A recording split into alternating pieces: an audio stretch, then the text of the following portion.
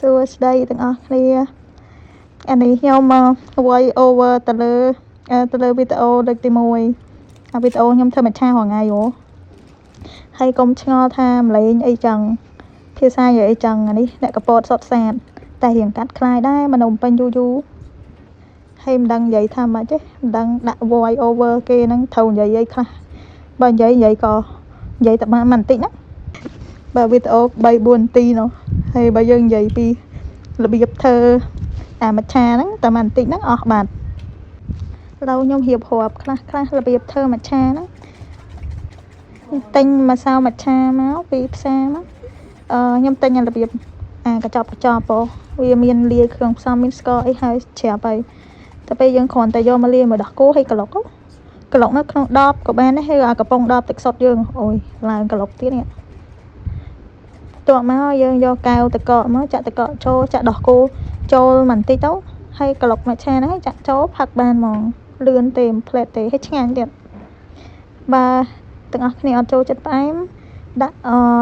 ដោះគោឲ្យច្រើនដាក់ដោះគោឲ្យច្រើនអត់សូវផ្អែមទេហើយដោះគោប្រើដោះគោជ្រោះក៏បានប្រើដោះគោស្អីគេដោះគោកញ្ចប់ក្រាស់4ជ្រុងប្រើហ្នឹងក៏បានដែរដោះគោឆៅក៏បានដែរឲ្យតែមានហើយមិនចាំដាំទឹកឆុងទេបើឆុងមួយទឹកទេដាក់ទឹកកន្លុកមួយដោះគោក៏ឆ្ងាញ់ដែរខ្ញុំដែលឆុងមួយទឹកក្តៅហងតែដាក់មួយទឹកត្រជាក់ម្ដងមកកាលដែរនិយាយថា voice over មកយូរហើយនេះតែបាន2 នាទីហើយនឹងការចប់ទៅវីដេអូ4 នាទីហើយឡូវនិយាយអីគេទៀតអូមើលសួរហ្មងអ្នកនរគ្នាចូលចិត្តវីដេអូខ្ញុំធ្វើមច្ឆារាល់ថ្ងៃហ្នឹងអត់ឬក៏ធុញ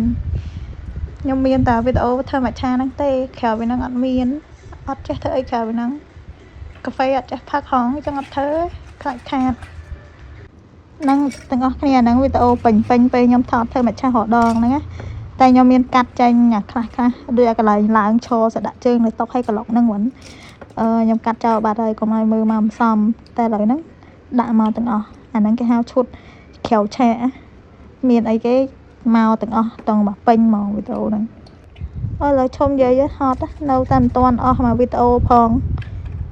អស់ពីអីនិយាយបានណាបងប្អូនសុខវាយទាំងអស់គ្នាបើចង់ចេះធ្វើចាំឆាតមកខ្ញុំណាបាយបាយ